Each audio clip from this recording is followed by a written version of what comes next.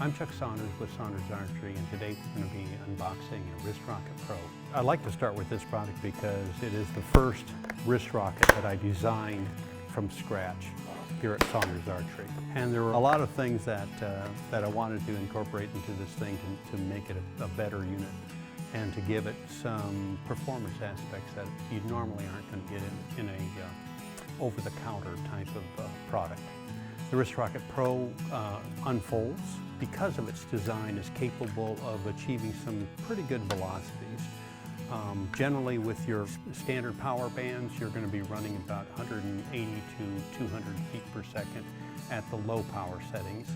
And you can bring it up and push it to well over 200 feet per second, shooting 50 caliber. That's the way we always rate them, because we want a standard weight that doesn't skew the numbers so that you get a good baseline of what the product is capable of doing.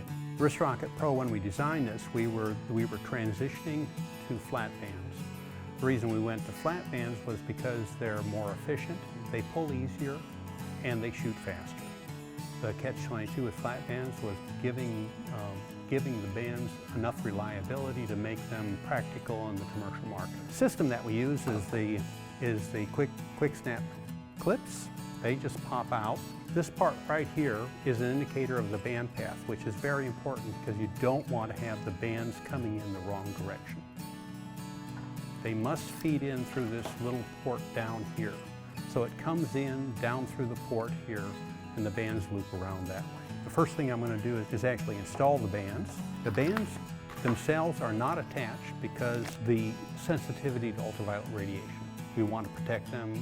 You don't want them to be out to leave your wrist rockets in the sun, and you want to be able to have fresh bands whenever you get our product, and that's why we put them in this special UV protective container. The bands themselves are rolled up. If you unfurl the system, you know here's the new hypervelocity positive center pouch. It has a slit in the very back, which is going to help center the ammo. The pouch itself is designed for 50 caliber ammunition. It has a unique shape in that it is actually a bearing grade material, plastic, engineering grade plastic. And the trough in the center allows the escape of the ammo clearly and cleanly without interrupting and getting deflected by the power bands itself or attachments, the way some bands are attached with knotted system. You want the pouch facing up. So the way you start is on one side. Put the bands through the unit. And you pull through about 3/4 of an inch, something about like that. The trick that I like to use is I like to keep a little bit of pressure on the top and the bottom. I hold my finger underneath like that. There's two sides to the clip itself, to the band clips. One has a bulge and the other one doesn't have a bulge. The side that has a bulge normally goes in first, sometimes because of fluctuations in the thickness of the bands, or if you're using our heavier striker bands, you will need to use the side that doesn't have the bulge first. But the side that goes in first is the side that locks into the band, comes in like this, takes both fingers, snap it in. That's all there is to it. Now the other side, again, keeping it so that the pouch is facing up, is just a repeat of that process.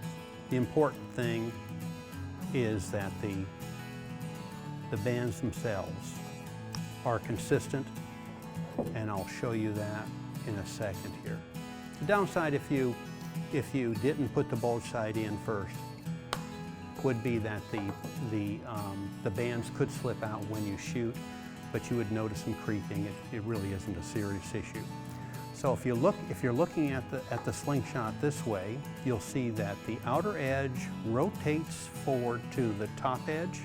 The outer edge rotates forward to the top edge. In other words, that translates to the pouch facing up and the pouch facing up for both sides. What else comes with it is the instruction manual itself.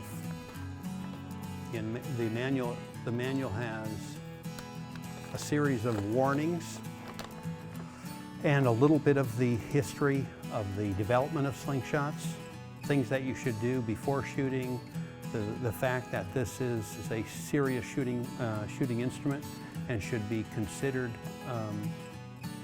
for younger people with adult supervision only. We don't want anybody getting hurt. You always will want to be shooting with safety glasses, and you want to do it in an appropriate area. We describe that by going into how to set up a shooting area, how to aim and determine which eye is the dominant eye, how to load ammo, how to grip the unit, how to hold the pouch, the stance and draw, the anchor, aim, and release. I'm Chuck Saunders with Saunders Archery.